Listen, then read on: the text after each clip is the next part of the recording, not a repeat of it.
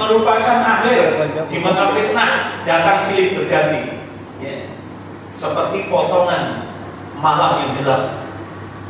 Oleh karenanya baina yaday sa'ah fitanan faqadiyal lail mudlim, ya. Sebelum datang kiamat ada beberapa fitnah seperti potongan malam yang gelap, meracuni kita, ya. Sekarang karena orang ingin berbuat baik, mau ngapain? Mau bantu pondok itu. Jangan, itu pondok Wahabi. Jangan, itu orang pencetak teroris. Itu fitnahnya lah, ya. Ini bahaya sekali seperti ini. Dan yang memfitnah juga KTP-nya Islam. Nah ini, kita itu sudah kehilangan satu hal pokok ajaran Nabi yang juga harusnya kita ikuti, apa Pak? Tabayun. Ya, kita tuh kadang hanya mengikuti saja. Ketika suara terbanyak mengatakan ini, kita ikutan latah saja, tanpa kita mengkonfirmasi apa yang sebetulnya terjadi. Nah ini tercela seperti ini, ya. Kemudian jamaah yang dirahmati Allah, adapun hikmah di balik adanya fitnah tersebut, maka disebutkan dalam surat Al-Ankabut ayat 3, wa laqad fatanna alladziina min qablihim, dan sesungguhnya kami telah menguji orang-orang sebelum mereka, ya. Maka Allah pasti mengetahui orang-orang yang benar. Maka untuk mengetahui orang itu benar atau tidak, Allah sudah menyaringnya, Pak. Allah sudah menguji mereka. Yang mereka diberi amanah jabatan diuji oleh Allah dengan gratifikasi, ya, berbentuk parsel, Pak. Parsel bentuk uang, ya. Ini bahaya sekali, ya. Yang kemudian meracuni, ya. Ini banyak terjadi. Allah uji, makanya orang-orang yang mereka itu zaman dulu itu, ya, ketika berjuang bersama Nabi, bukan hanya orang yang jujur saja yang satu soft dengan Nabi, tapi juga ada orang munafik. Orang munafik itu berdiri di barisan orang-orang yang beriman. Makanya setelah Nabi meninggal, muncul orang-orang munafik ini mengatakan, aku sudah tidak mau berislam lagi karena Muhammad telah mati. Nah, ini bahaya ini, ya. Makanya jamaah yang dirahmati Allah, Allah uji kita agar betul atau valid atau tidak imanmu itu. Makanya ketika kita mengucap asyhadu an la ilaha illallah wa asyhadu anna Muhammadar Rasulullah, maka kita dituntut untuk membela dua kalimat ini, ya. Misal ada orang mengolok-olok Nabi kita, ya, mengolok kitab suci kita, apa yang kita berikan? Kalau yang lemah imannya itu diam saja, bahkan ikut senyum. Mereka berkelakar tentang syariat, ya, ikut senyum kita, padahal sedang mengolok-olok agamanya. Dan fitnah seperti ini sering kita temui. Lalu fitnah-fitnah apa saja yang kemungkinan menghampiri kita, yang diujikan oleh Allah kepada kita? Yang pertama, fitnah anak, istri, dan harta. Ini fitnah yang pertama ini, ya. Orang yang karena anaknya dia berbuat segalanya, karena dia ingin lihat anaknya sengsara, dia pun mencari rezeki dengan cara yang tidak halal, ya. Ini terjadi gak kira-kira? Terjadi, ya. Dan innama amwalukum wa auladukum fitnah, disebutkan At-Taghabun ayat 15, bahwasanya sesungguhnya hartamu dan anak-anakmu itu cobaan, fitnah bagimu. Maka beruntunglah mereka yang memagarinya dengan akidah dan syariat Islam. Beruntung, ya. Walaupun ada juga yang sudah dididik mati-matian, dikenalkan Islam, dipondokkan niyomai, ya Pak. Ini ada juga anak 4, yang 3 soleh semua, yang 1 balelo, ya nggak apa-apa. Karena memang Allah selipkan ujian seperti ini, sebagaimana Kan'an yang menjadi ujian bagi Nabi siapa? Nabi Nuh alaihissalam. Tapi Nabi Nuh juga punya anak lagi, ya, punya 3 anak yang lainnya, ya, yang menjadi soleh, yang menjadi luar biasa. Maka ketika ada orang diuji, ya, anak yang tidak sesuai dengan bapaknya, ingat Pak, ya, kalau ada pepatah mengatakan buah itu jatuh tidak jauh dari pohonnya, ya. Tapi juga ada satu kali ya Pak, jatuh terusan ditampani truk digawa tekan Jakarta. Mustahil nggak itu Pak? Enggak. Jika Allah berkehendak, anak seorang pelacur, pemabuk, dia bisa hafal Quran. Percaya nggak Pak? Semuanya, ya. Makanya kita tuh dilarang kemudian berbangga dengan nasab. Ya, aku anak Eki, aku anak Eka. Ya, besok kita akan berdiri di atas kaki kita sendiri. Apakah kemudian karena bapaknya kiai, ustadz, kemudian anaknya leha-leha, ya, kemudian dia akan dihisab? Lah, ya. Karena ukurannya adalah takwa. Maka seandainya ukuran masuk surga itu karena nasab, maka sungguh kasihan orang-orang yang tidak bernasab. Maka jamaah yang dirahmati Allah, ya, semua fitnah, harta pun demikian. Maka harta itu kalau dibawa orang beriman, maka beruntung dia, akan berkah hartanya, Pak. Ya, akan berkah hartanya. Tapi jika dipegang oleh orang-orang kafir, maka lihat bagaimana mereka getol untuk membiayai agar apa? Kita ini diselewengkan dari makna takwa yang benar dengan berbagai cara. Maka ini kami jelaskan supaya kita tuh bertambah wawasannya. Kalau di sini mungkin tidak ada, tapi ada dari sebagian saudara-saudara kita yang ditebus keimanannya hanya dengan sembako. Dan ini menjadi PR bagi kita bersama. Harta, keturunan, ya, jika kita tidak berhati-hati, maka itu akan menjadi fitnah yang besar bagi kita. Kemudian jamaah yang dirahmati Allah, kebaikan dan keburukan juga fitnah. Ya. Kebaikan dan keburukan itu juga fitnah. Al-Anbiya 35. Di situ disebutkan wa nabluwakum bisyarri wal khairi fitnah. Ternyata fitnah itu bukan hanya yang baik-baik, bukan hanya yang buruk-buruk, tapi yang baik pun bisa menjadi fitnah. Maka ketika ahlul Quran, ya, disebutkan dalam sebuah hadis yang sudah makruf di antara kita tentang niat, ya. Mau namanya ahlul Quran itu mulia sekali, tapi gandeng, Pak. Berhubung yang ia niatkan hanya keterkenalan di dunia saja, maka Allah akan lemparkan dia dengan wajah yang diseret oleh malaikat. Dan ini janji Allah pasti akan kita temui. Maka ketika ada anak-anak didaftarkan, ya, ke tempat kami mudah saja, ya, tanya ke bapak ibunya, ini Pak dititipkan ke sini, kenapa bapak ibu? Anu Ustaz, beda tua gede. Ini kita rasa gede, awalnya cilik. Jadi masih apa ya Pak? Tendensinya tuh dunia, ya. Tapi ada juga yang dengan polos mengatakan, ya, Ustaz, aku pengen disapu ringan. Aku pengen disapu ringan. Makanya anak ini aku titipkan ke pondok ini. Itu saja niatnya. Dan ini aku lakukan karena takut tuh kepada Allah. Makanya ketika kita berurusan dengan rasa takut, Pak. Takut itu kalau Allah, kepada Allah dengan kepada makhluk itu beda, ya. Beda. Kenapa beda? Takut kepada Allah semakin mendekatkan kepada Allah, takut kepada makhluk akan menjauhkanmu dari itu, ya. Makanya munculkan rasa takut. Ya. Kebaikan dan keburukan juga fitnah, kedua-duanya juga fitnah.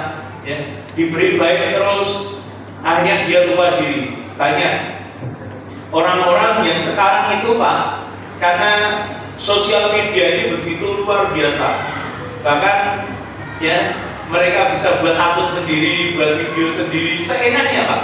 Bahkan nuwun sewu, bapak-bapak ini loh Pak, ya pemuda, bukan bapak-bapak, pemuda tahun 75 Pak.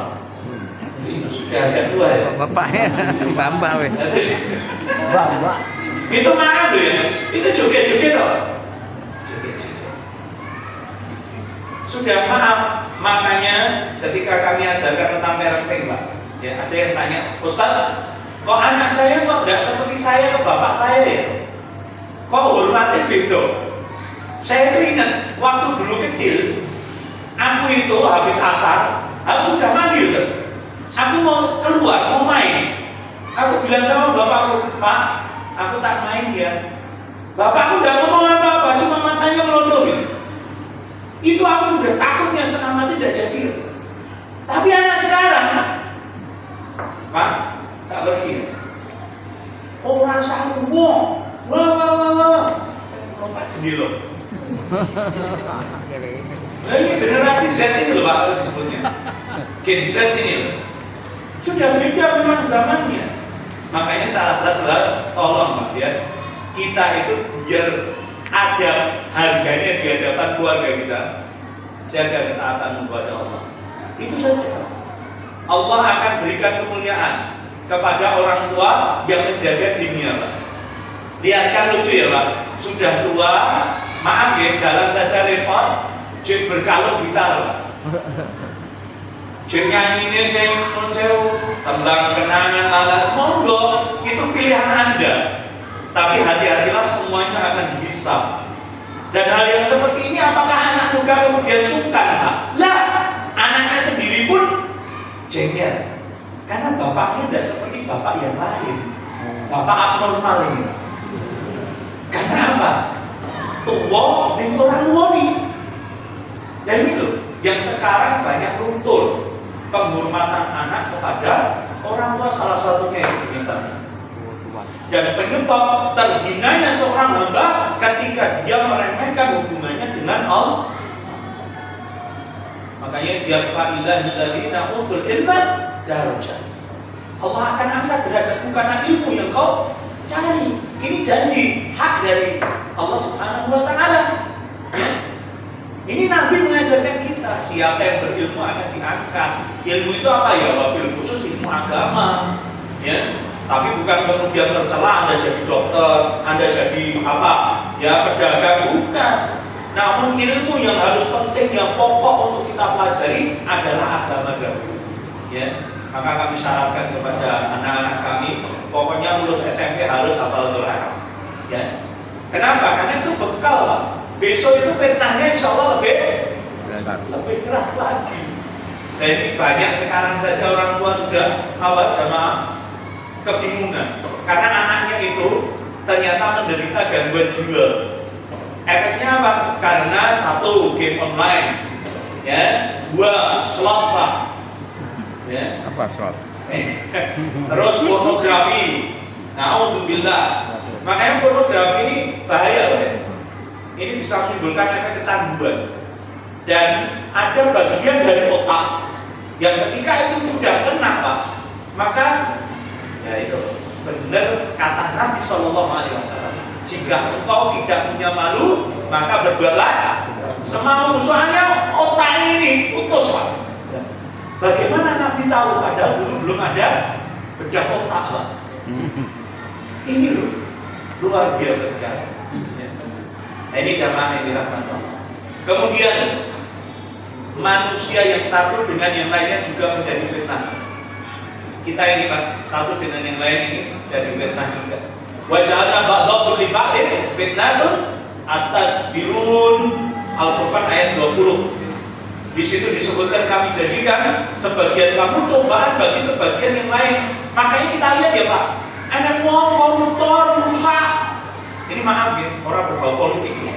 Cuman gambarnya saja. Ini musuh orang banyak, kok orang mati-mati yuk. Ini loh Pak. Nah ini Anda ingin tahu Al-Furqan 20 ini, Anda itu menjadi ujian bagi orang lain juga. Kita ini diuji dengan orang lain juga, ya. Maka ujian itu bisa berupa manusia ini Pak, fitnah ini Pak. Dan setiap nikmat itu ada hasadnya Pak. Ya, makanya kita dilarang dulu apa sering pamer, ya, menunjukkan apa-apa ya, terlalu berwah-wahan. Ada yang namanya flexing sekarang itu Pak. Flexing itu berbahaya. Ya, ternyata ya money laundering. Ya, ini bahaya sekali. Ya. Dan orang-orang yang di bawah kita tersiksa. Maka pengen ikut, loh kapan obong-obongan? Loh. Karena apa? Nggak kuat lihat kemajuan mereka kok. Semakin kaya kita semakin susah. Ini berbahaya sekali. Makanya salah satu bukti keberhasilan iman seseorang ketika muncul yang namanya empati. Empati itu saripatinya akhlak, ya. Dan intisari daripada keislaman kita adalah akhlak yang mulia.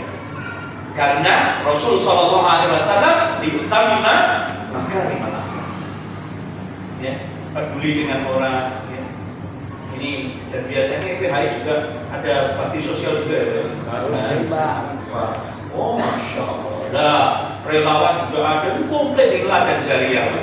Masya Allah. Semoga Allah menerima jariah Anda semua. Amin. Nah ini jamaah yang dirahmati Allah. Peduli dengan keadaan, peduli dengan lingkungan. Ngaji puluhan tahun, tapi ada berzina di dekat rumahnya, kos-kosan, yo meneng gue. Hati-hati Pak. Ya, hati-hati, minimal apa? Kita dicap oleh Allah sebagai orang yang lemah imannya. Makanya kalau kehancuran kita diawali dengan apa? Kehancuran generasi sekarang itu diawali dengan apa? Dudu urusane. Kalau orang sudah wis, dudu urusanmu, wong anakku sing penting orang. Loh. Ini loh Pak. Ya. Dulu beberapa waktu yang lalu Pak, ya sudah 1 tahun atau 2 tahun lewat di jalan ini. Ada orang bertiga Pak. Cah nono boncengan, yang satu belakang itu laki-laki, yang tengah perempuan, yang depannya laki-laki. Loh aku yang tengah udut gini. Loh ini perempuannya. Ya gandeng kok. Ya mungkin karena saya masih jiwanya muda ya Pak. Susul. Ini gatel loh kayak gitu. Susul dia. Ayo, bisa hidup kan? Udah loh, tuwek kok melu-melu. Nah, aku yang nom, terus tak adu. Ayo, hidup. Ya turun. Lah aku piye no, Pak? Sono no, Pak. Biasa kuwi. Nyok, 2000. Ini loh. Dekat rumahnya saja ada orang genjreng-genjreng bau homer, kita diam saja. Orang saya ngomong ke amalan sih gede dhuwur. Ini loh yang dekat saja kita diam kok. Makanya rusaknya masyarakat kita karena ketidakpedulian dan ketidakempatian kita. Ini jamaah. Dan kembali jamaah yang dirahmati Allah. Kita juga diuji oleh siapa? Orang-orang kafir. Ya, kita juga diuji. Ya. Dzalika walau insyaallah tasara minhum. Walakin liyabluwa ba'dhukum li ba'din. Dalam surah Muhammad ayat 4. Di situ disebutkan demikianlah apabila Allah menghendaki niscaya Allah akan membinasakan mereka, tetapi Allah tidak menguji sebagian kamu dengan mereka. Ini Allah yang menaskan. Makanya kita lihat kondisi-kondisi kita. Kalau kita nggak getol mendakwakan ini, maaf ya, kita ini masih dakwahnya jauh. Kebanyakan Islam ke Islam, Pak. Ya, betul. Betul ya? Betul. Untuk keluar dari ranah itu masih sedikit, ya. Dan mudah-mudahan istiqomah yang sedikit itu, Pak. Nah inilah jamaah. Mereka itu gelontorkan uang itu gampang. Mereka berharap akan kesuksesan daripada ajakan mereka. Dan ini terjadi. Maka jikalau kita memiliki kekuatan untuk membantu, maka bantulah. Ya. Ini agar besok kita juga punya hujah di hadapan Allah. Dulu waktu kaum muslimin diboikot di zaman Nabi Shallallahu Alaihi Wasallam, gimana kira-kira? Siapa yang membelanya? Ditolong oleh? Ini sesama kaum muslimin juga, ditolong mereka. Ya. Dan sekarang ini karena untuk beda manhaj ini, ya. Beda ini orang membantu. Besok ujian kita di hadapan Allah, ya. Maka marilah, ya. Marilah kita berusaha untuk fair, ya. Ikut menjalankan apa yang diperintahkan Nabi Shallallahu Alaihi Wasallam. Ini jamaah. Kemudian, nah ini fitnah subhanallah. Ini berbahaya sekali, ya. Ini fitnah ini pertama kali menimpa siapa kira-kira? Menimpa siapa, Pak? Adik-adik ada yang tahu? Fitnah subhat itu pertama kali menimpa siapa? iblis. Kenapa? Al-A'raf ayat 12. Di situ disebutkan apa iblis yang menghalangimu sujud kepada Adam. Apa kira-kira? Di waktu aku menyuruhmu, ya, iblis menjawab, saya lebih baik. Ana khairu minhu. Aku lebih baik daripada dia. Wong aku dari api, dia dari tanah. Ini subhat pertama kali menyerang iblis. Dahsyat Pak, ya, subhat itu. Ya. Maka subhat ini jika memasuki kepada orang-orang yang kurang ilmunya, ya, bahkan tidak tahu ilmu, maka ini berbahaya sekali. Berbahaya sekali. Nah, fitnah ini juga muncul ketika Khalifah Utsman bin Affan radhiyallahu anhu, ya, terbunuh. Ya, setelah itu kaum muslimin berpecah belah, mereka dikuasai hawa nafsu waktu itu. Ya, lihatlah jamaah yang dirahmati. Maka untuk memerangi fitnah syubhat ini, maka kita belajar yang namanya ilmu syar'i. Ya, ilmu syar'i ini apa?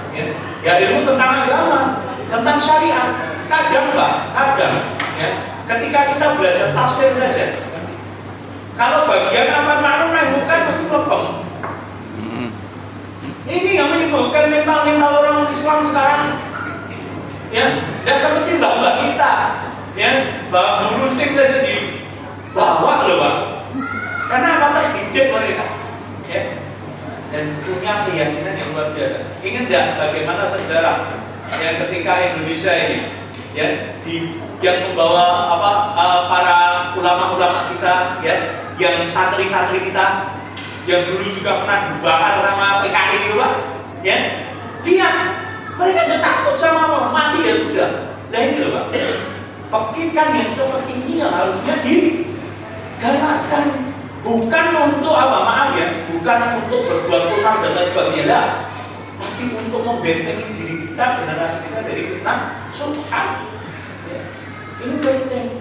Dan sekarang Pak ya, anak-anak remaja itu anggapku lagunya sopo gitu, ya, wis melempem. Kru lagu pengen ngombe baygon bae. Putus cinta, nangis. Apa ini? Ya. Ini menurut saya ya Pak ya. Ini saya singgung yang muda-muda ini. Jangan sampai, apalagi kalau kamu penghafal Quran, ije seneng ngrungokke musik le. Hati-hati ya tuh. Tidak akan bercampur yang namanya musik dengan Quran, tidak akan. Salah satunya yang menang, kamu tinggalkan musikmu atau kau rajakan musikmu itu. Ingat ini, ya, iya Pak ya. Iya, ini bahaya, ya. Ini tak bekali ya Nak ya, jangan ngelamun. Ya, sudah lama loh. Sudah lapar ya sama. Oke. Masih lapar. Sudah lagi ya. Hal-hal yang perlu disiapkan ini Pak. Ini saya sediakan slide. Nanti boleh diminta kalau perlu. Ya, hal-hal yang perlu disiapkan untuk menghadapi zaman fitnah. Kira-kira apa saja? Yang pertama, yakni menjaga tauhid dan menjauhi syirik. Ini dulu. Karena Allah tidak akan menolong orang-orang yang berbuat syirik. Ini bahaya. Maka akidah itu harus jelas, ya. Mentauhidkan Allah itu wajib. Ya. Orang yang belajar tauhid jauh dari keputusasaan. Karena dia yakini Allah yang akan menolong. Orang yang lurus tauhidnya, dia akan amanah. Karena dimanapun tempat Allah menyaksikan perbuatannya. Ya. Orang yang tahu tauhid, belajar tauhid, dia tidak akan ragu tentang rezekinya, hingga dia tidak akan semena-mena mengambil merampas hak orang lain. Syirikan, ya. Ini bahaya ya. Ya. Ini nanti bisa diruyang Ustaz Amir ini, ya. Ya, gitu ya, bekam biar beres nanti. Ini adalah jamaah yang dirahmati Allah Subhanahu Wa Taala. Kesyirikan, ya, takut karena apa? Ya, takut kepada benda, takut diancam. Jangan. Ya. Karena dulu ingat waktu memberi pemateri tentang LGBT ini sekarang kan marah itu. Laki-laki seneng laki-laki dulu, ya, itu marah. Pulang di telepon ya, wah ini dulu, Diancam itu Pak. Tapi udah apa, masih ancaman kan? Ada masalah, tetap saja. Ya. Mau namanya amar ma'ruf nahi munkar. Wong diem saja potensi mati tetap bisa ya. Nah ya, makanya beramal soleh lah, betul ya? Ya. Ini dan potensi mati itu ada. Makanya ini saya lihat bapak-bapak ini masya Allah ya, wajah-wajah orang beriman ini masya Allah ya. Nah, ini semoga Allah anugerahkan husnul khotimah kita semuanya. Nah, ini jamaah yang dirahmati Allah, berpegang kepada kitabullah dan sunnah Rasulnya. Orang kalau mengaku beriman, dia akan menjadikan Qurannya sebagai jalannya, ya, petunjuknya. Ini kalau kita ngomong orang beriman, ya. Kemudian apa, menjadikan Rasul sebagai guidance of life, ya, petunjuk bagi hidupnya, contoh uswah, ya. Maknanya orang-orang yang berlepas diri dari Nabi, dia akan ruwet kehidupannya, ya. Dan orang-orang yang mengikuti jejak Nabi, lihatlah, jangankan manusia, makhluk-makhluk yang lain pun akan senang. Karena apa? Dia mengikuti Rasul Sallallahu Alaihi Wasallam. Jadi juga ada orang-orang yang memanfaatkan nama Nabi, kemudian melakukan kesesatan-kesesatan, penipuan-penipuan, menjual ayat-ayat Allah, ini juga banyak. Maka kita beristighfar jemaah, ya, beristighfar kepada Allah, berpegang teguh dengan kitab Allah dan sunnah Rasulnya. Kemudian jemaah yang dirahmati Allah Subhanahu Wa Taala, tetap beribadah dan beramal saleh meskipun di zaman fitnah. Kita itu mau ke masjid, Pak, itu godaannya banyak sekarang. Bahkan ada yang sampai masjid dia tidak dapat apa-apa. Ya. Makanya saya bilang ke santri saya, ya, jamaah saya, penting ke masjid dulu, ya. Tidurmu di masjid karena lelah menuntut ilmu itu lebih baik daripada padangnya awakmu ning pegangan. Ya, karena kita itu sibuk duduk di majelis itu ya sini mau ngantuk, karena ini ya khusyuk, apalagi jam-jam gini, ya Pak. Jadi sebetulnya bencana bagi kita, ya, bencana bagi kita. Maka untuk mendatangkan orang ke masjid dengan berbagai metode, ada yang diundang untuk iftar jama'i, ada yang diundang untuk dengan cara yang lain, mungkin pasar murah atau apa, kegiatan sosial, biar apa, orang-orang itu cinta masjid. Dan kemarin mau lulus dokter ya, kadang itu lihat di Alkitab itu Pak, biar itu, alur-alur gitu. Ya, kita harus makan isi kajian. Padahal sebelum direnovasi, Bapak Karwana, ya seperti itu ya umumnya.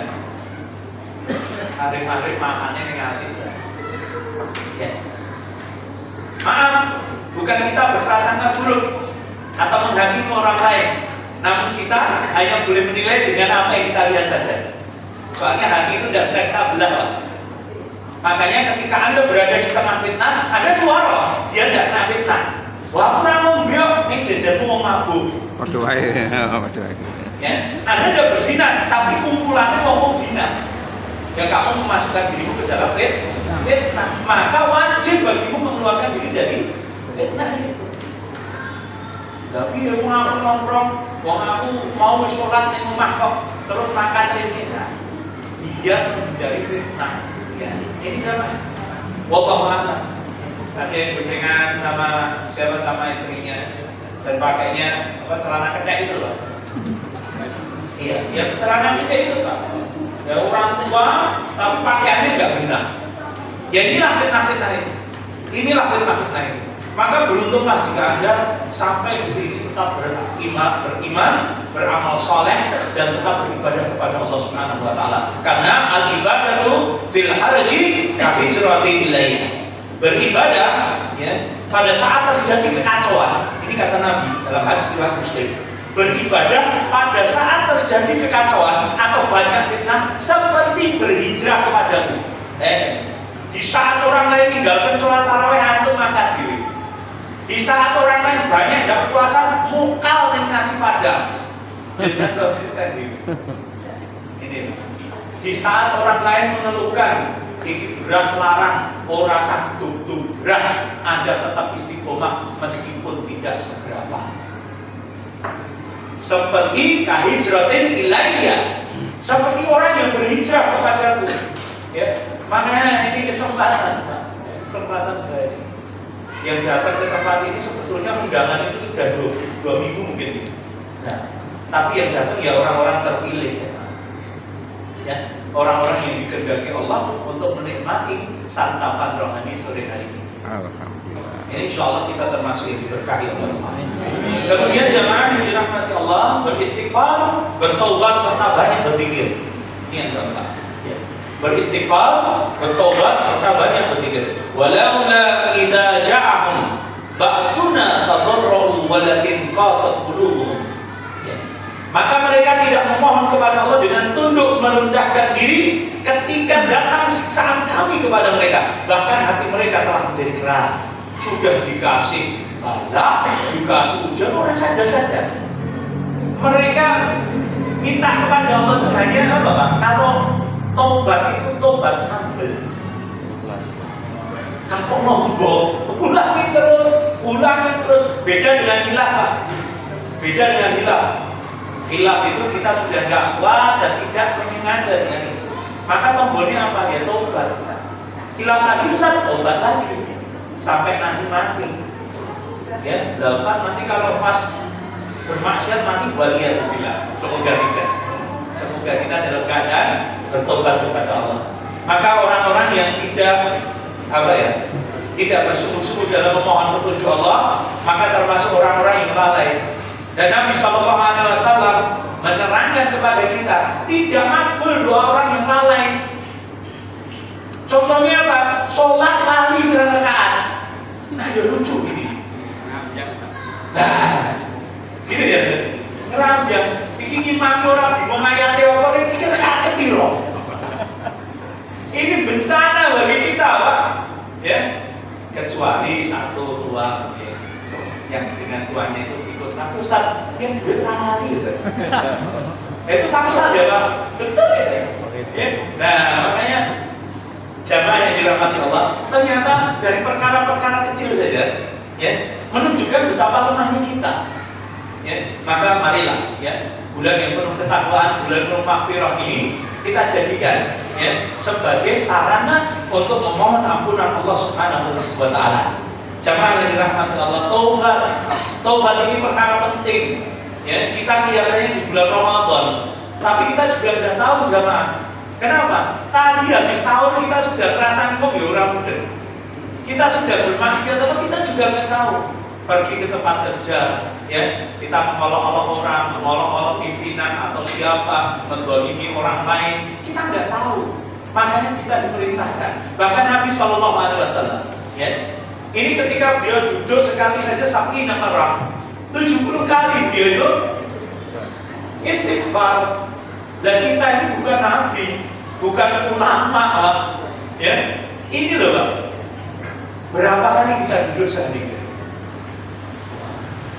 Bulan tadi istighfar ya ekor mesti juga beribu kali. Loh kenapa tahu jemaah? Ini amalan yang ringan. Maka ketika saya ditanya mana yang lebih utama Ustaz? Sholawat atau istighfar? Ya, istighfar. Kenapa? Karena kita rentan dengan dosa. Ya, rentan dengan dosa. Setelah tadi beristighfar, kita bersolawat kepada Nabi Muhammad SAW. Karena syafaat itu juga penting. Ya.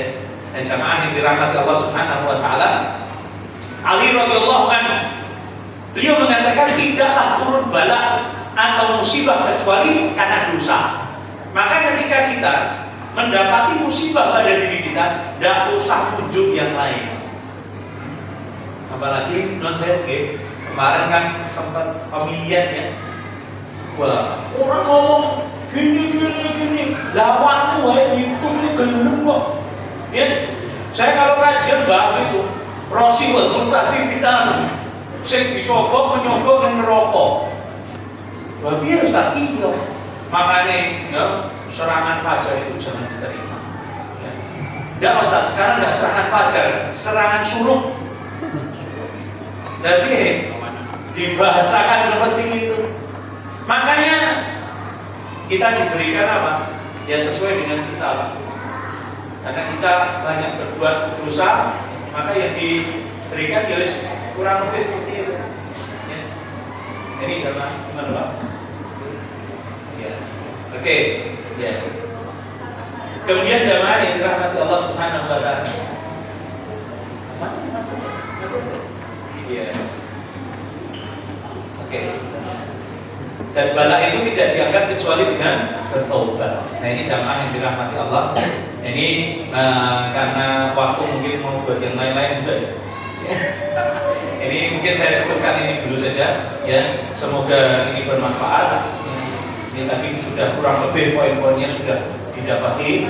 Yang kami sarankan kepada diri kami pribadi dan jamaah semuanya, guru-guru kami, orang-orang sepuh di antara kami yang Masya Allah amalnya lebih banyak, hidupnya lebih lama dari kami, mohon doakan kami yang muda agar istiqomah dalam berdakwah, beramal ma'ruf nahi munkar, karena doa orang tua itu luar biasa dan mustajab, apalagi di bulan Ramadan seperti ini. Dan doakan agar anak-anak kita menjadi anak-anak yang soleh, yang dimudahkan untuk menghafal Quran, menjadi meringan hisab bagi kedua orang tuanya kelak. Nah jamaah yang dirahmati Allah, mungkin ini yang kami sampaikan. Ini terus terang. Nanti aja ya tanya jawabnya lain waktu. Ini saya tuh meresmikan masjid di sana, ya di Sukoharjo. Saya ditunggu untuk buka bersama. Ya ini saya tuh kadung nyambung di sini, saya tuh pakai karena saya ingin ke sini. Alhamdulillah Allah panjangkan umur ketemu Bapak semuanya. Terima kasih. Mohon maaf sebelumnya. Mungkin bisa kami kembalikan kepada moderator. Jazakallah khair. Barakallahu fikum. Assalamualaikum warahmatullahi wabarakatuh. Waalaikumsalam warahmatullahi wabarakatuh. Alhamdulillahirabbil alamin. Cukup panjang lebar tentang apa yang menjadi tema kita pada sore hari ini, yakni apa? Pentingnya takwa dalam menghadapi gelombang fitnah akhir zaman. Karena fitnah itu bisa berbentuk, bisa sifat, bisa bermuka fase, berubah-ubah menurut keadaan, dan bagaimana cara syaitan untuk selalu menggagalkan amalan-amalan anak cucu Adam, termasuk kita semuanya. Maka alhamdulillah tadi sedikit juga banyak diberikan solusi-solusi hal yang perlu dipersiapkan atau dilakukan untuk menghadapi ataupun membentengi peristiwa-peristiwa yang pasti akan terjadi sampai akhir zaman nanti. Maka dalam 4 hal tersebut semoga kita semuanya diberikan kekuatan oleh Allah Subhanahu wa taala, iman dan Islam kita, sehingga sampai akhir hayat kita dengan husnul khotimah. Amin. Demikian yang bisa kami sampaikan, dan maaf nanti tidak bisa saja nanti kalau selamat jalan. Terima kasih.